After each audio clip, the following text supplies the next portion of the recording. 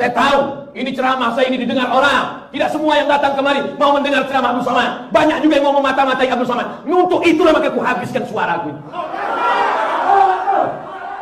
Keberanian tak membuat kau cepat mati. Ketakutan tak membuat kau lama mati. Intel-intel yang digaji oleh negara dari uang rakyat untuk menjaga kedaulatan negara kesatuan Republik Indonesia, supaya drone laut Cina tidak masuk ke tanah kita, supaya negeri kita tidak dijajah sebagaimana dulu dijajah oleh Belanda dan Jepang. Itu tugas pokok mereka. Betul?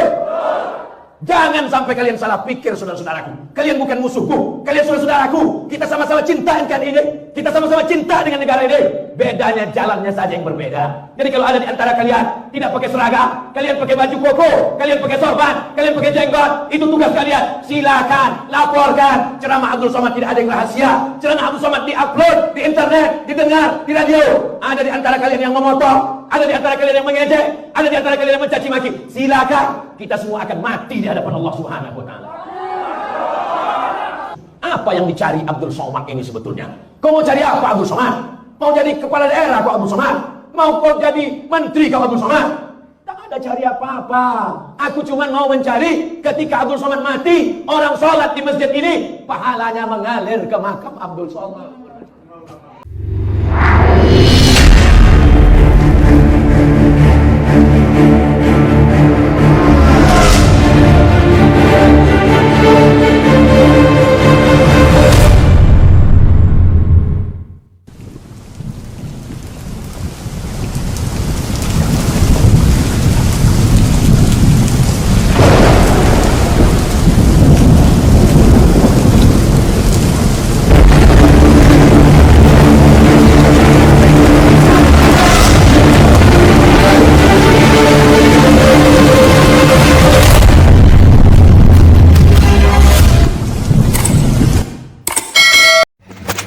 Assalamualaikum warahmatullahi wabarakatuh.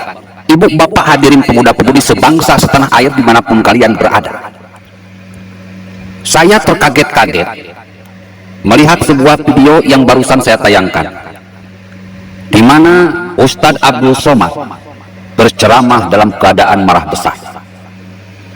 Ya bu, bapak-bapak hadirin pemuda-pemudi sebangsa setanah air, Ustadz Somad berceramah dalam keadaan marah besar.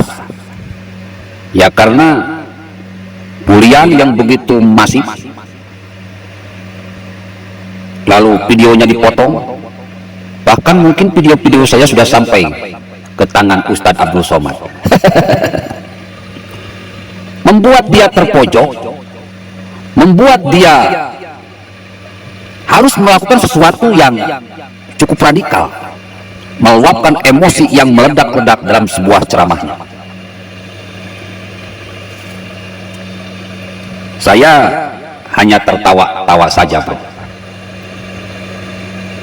Apa yang Ustadz Somad rasakan saat ini itu belum apa-apa, bro. Jika dibandingkan dengan serangan kadrun orang-orang HTI, FPI, PKS, oposisi rasa teroris rasa oposisi dengan buzzer-buzzernya, sehingga Ahok rontok di Pilkada 2017, keluarganya dihancurkan, Ahoknya difitnah dengan isu penistaan agama, lalu sampai dipenjarakan, padahal kasus penistaan agama tidak terbukti. Tapi kurang ajarnya orang-orang FPI, HTI, PA212 menodai hukum sehingga hukum berjalan tidak di relnya.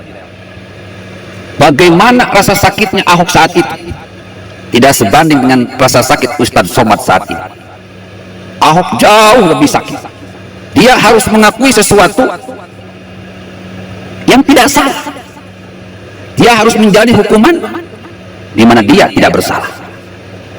Tapi kita bisa melihat, meskipun Ahok kecewa dengan hukum Indonesia yang bisa diteror oleh PA212 dengan demo berjilid-jilidnya, yang didukung oleh ulama-ulama kondang seperti Habib Rizik, Habib Bahar, Aagim, UAS, Tengku Zulkarnain dan lain sebagainya.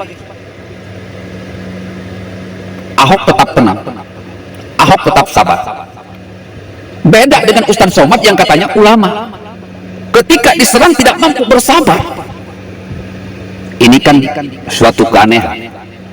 Ini kan suatu tanda tanya yang sangat besar. Ada apa dengan Ustadz Somad?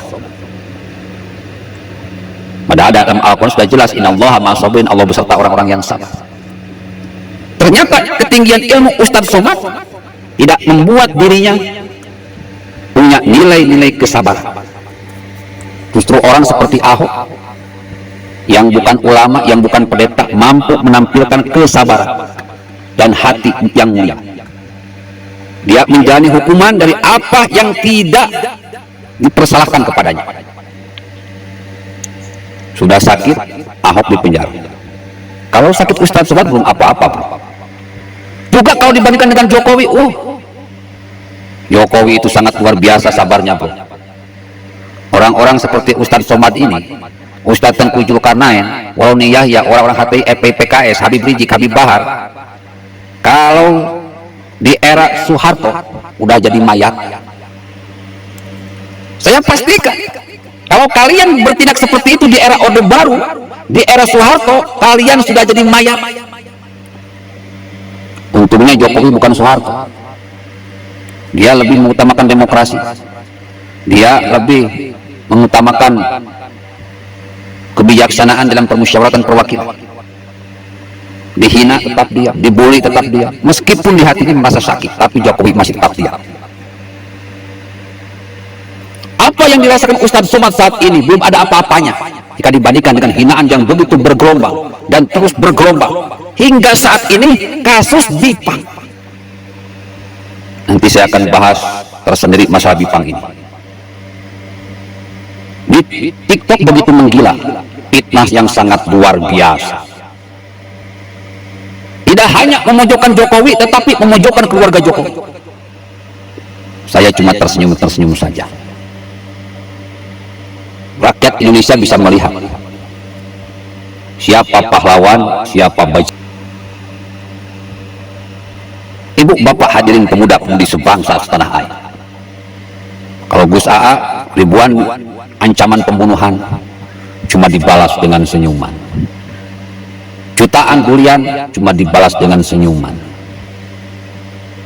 Bahkan ditantang debat live di YouTube, Gus AA cuma senyum. Kenapa? Karena saya minta debat itu bukan di YouTube tapi di televisi. Kenapa saya minta di televisi? Biar kebusukan para pembenci Jokowi ini bisa saya hancurkan dengan merata dari Sabang sampai Merauke. Jadi saya nunggu momen-momen kapan saya membungkam mulut-mulut busuk para pembenci Jokowi.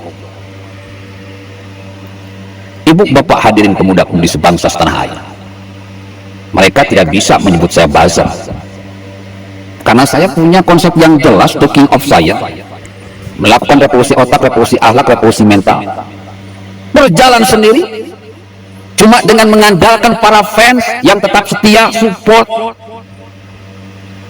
yang alhamdulillah sekarang sudah mencapai 120.000. Mudah-mudahan nanti bisa mencapai 1.200.000. Karena yang namanya dakwah itu nggak langsung banyak. Saya pun menyadari, step by step. Yang penting melangkah dan terus melangkah. Wala talbisul haqqa bil batili wala taqtumul haqqa wa antum ta'lamun. Mengatakan bahwa yang benar itu benar, yang salah itu salah. Jokowi berada di posisi yang benar dan para pembenci Jokowi berada di posisi yang sah. Dan saya siap membongkar semuanya di YouTube ini.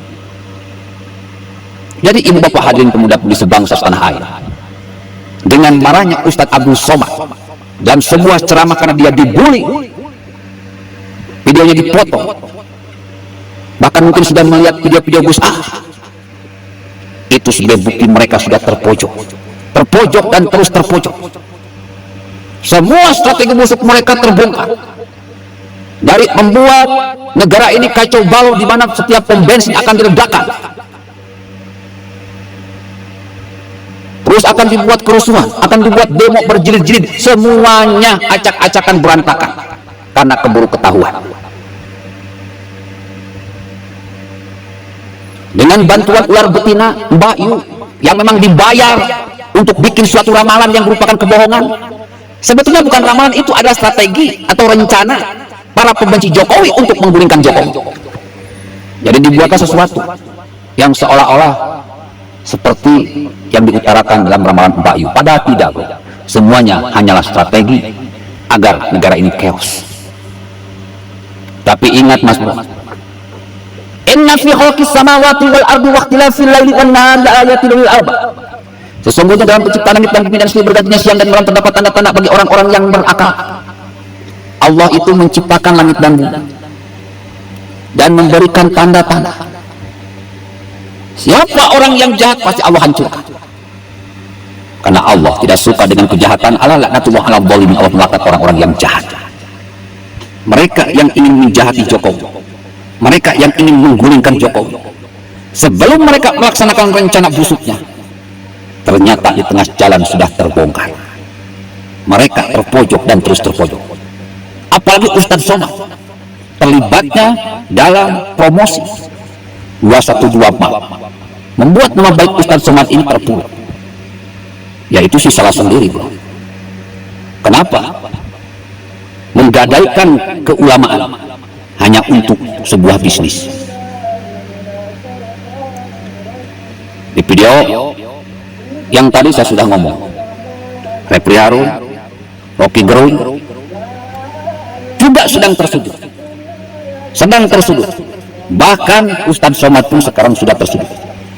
Bahkan barusan saya melihat beberapa tokoh seperti PAN, Muhammadiyah mulai berkuar-kuar mencerca pemerintah,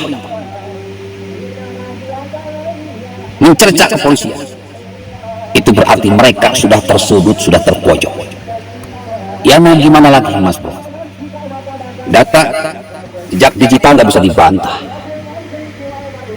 Semuanya terbuka, rakyat pun tahu mana pahlawan, mana penjahat. Jokowi jelas seorang pahlawan, yang membenci Jokowi jelas seorang penjahat yang terus-menerus mencari-cari kesalahan Jokowi. Sekarang Dipa dijadikan alat untuk memprovokasi, seolah-olah Jokowi ini menghalalkan babi, keluarga Jokowi pun makan babi. Ini kan udah kurang ajar, kelewatan. Wahai rakyat Indonesia dimanapun berada, ayo satukan kekuatan dari Sabang sampai Merauke yang berbeda suku, agama, ras, dan golongan. Penjahat negara sudah nampak, para pecundang negara sudah nampak. Mari kita hancurkan. Kita harus memenangkan perang dingin ini. Saatnya kita gelorakan gerakan revolusi otak, revolusi akhlak, dan revolusi mental dengan the king of science. Billahi taufiq wal hidayah. Wassalamualaikum warahmatullahi wabarakatuh.